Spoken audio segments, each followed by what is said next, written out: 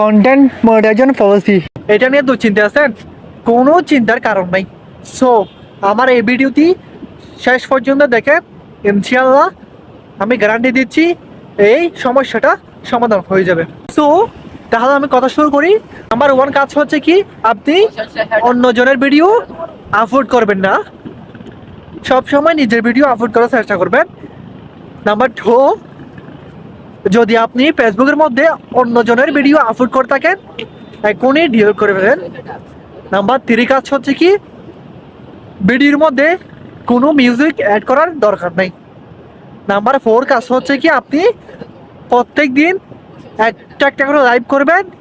ইনশাআল্লাহ আমি গ্যারান্টি দিচ্ছি আপনার পেজ ঠিক হয়ে যাবে।